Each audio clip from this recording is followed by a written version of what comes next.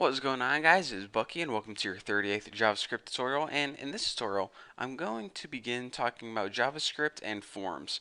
Now, one of the reasons why JavaScript is so popular today in web design is because it has this built-in ability to work perfectly with forms, especially when I talk about verifying data. For example, if you had a form on your website and you wanted the user to enter an email, well, you don't want just them to put in like tuna fish or, a bunch of numbers.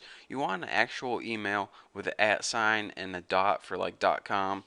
So you want to be able to verify this data, and that's where JavaScript comes in handy. So again, sometimes people learn JavaScript only for form validation, so that shows you how big a part of JavaScript and forms go together. So if you're ever reading a JavaScript book, they devote entire chapters to JavaScript and forms. So enough of me talking, let me just show you guys a quick example. So in order to start, I basically want to tell you this. Whenever you add I'm not talking about JavaScript now, just basic XHTML. Whenever you add a form to your web page, in JavaScript, it creates a form object automatically. You don't have to, go through var x new form equals yada yada yada yada.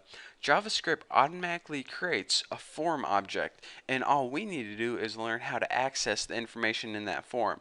So what I'm going to be doing in this tutorial is creating a basic form using XHTML, and then we're just going to be, accessing it, and I don't know, maybe print out a property or something. So let's go ahead and make a basic form in XHTML.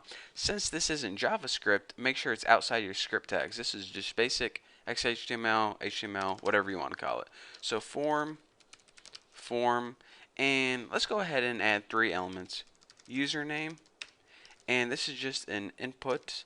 And again, if you don't know what I'm doing right here, go and watch my XHTML tutorials, and I'll tell you guys all about it. So anyways, I'm just going to make a simple text box first, and then I'm going to make, to be honest, you don't have to copy my form exactly. Just go ahead and make any form you want with some elements in it. I just want something to work with on the screen. So make another password box and then go ahead and make a submit button. So input type equals submit, value equals submit. So now if we go ahead and print this out, we should have a basic form with your username, a password, and a submit button. So we have a website with a basic plain old form on it. Easy enough. So in this tutorial, like I said, I just want to show you guys how to access this form in, JavaScript language. So before I start typing, let me tell you guys this.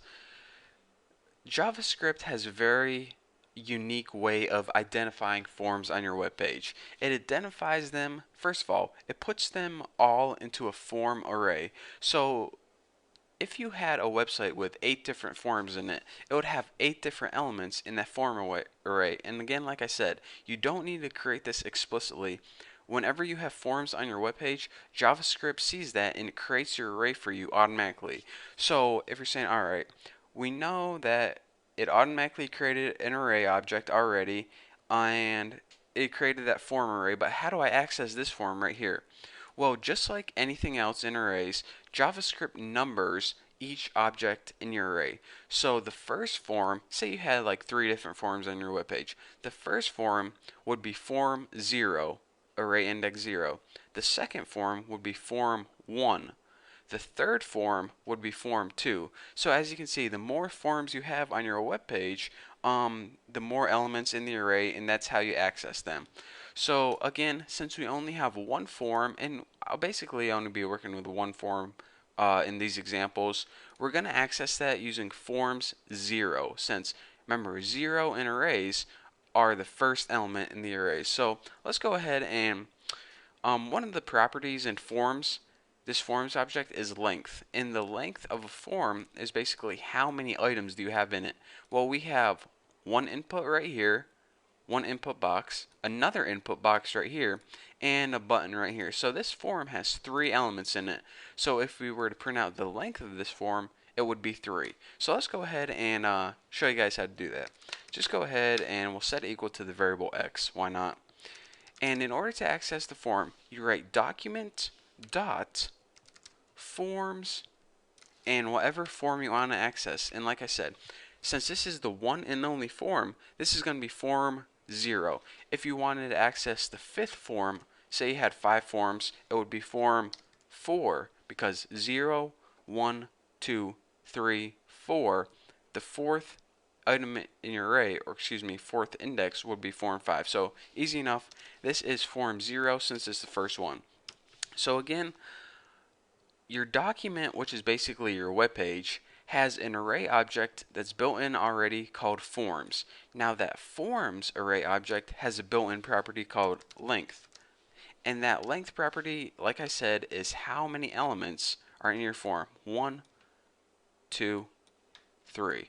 So now we have the variable 3 stored in X. So now let's just go ahead and print that out to verify it. Document.write X. So now whenever we refresh and load our web page, we should get that form still, but under it we should have a nice pretty little 3 right here. And let me go ahead and take one of these elements out, take this password out, and just refresh it, just to show you guys that indeed it changes to 2 because now there are only 2 elements, the input box and the submit button. So that is the basics of how you access different forms in JavaScript. Again, the form is part of the document. The document is basically your web page body itself. Now that body has an object called forms, and it's a built-in forms array. So that's how we access that using document.forms. Now this forms has a property that's the length. So that's why we had to access that using .length. So again, what you want to take away from this tutorial is this. Whenever you have a lot of different forms on your web page, you need to identify them using your built-in array object, and that's called forms. And in order to differentiate between different forms, you need to say what form you're looking at. And each form has a built-in property called length, and that is of course how many elements are in your form. And then what we did is we just counted the elements and printed it out on the screen. So now that you know how to identify your forms, and again, with these tutorials we're going to be working with form 0 basically all the time. We're never going to have more than one form, and you typically don't, but anyways, I just want to go over that. So anyways, that's all I'm going to talk to you guys about for this tutorial. It's getting kind of lengthy, but thank you guys for watching. Don't forget to subscribe, and I'll see you next video.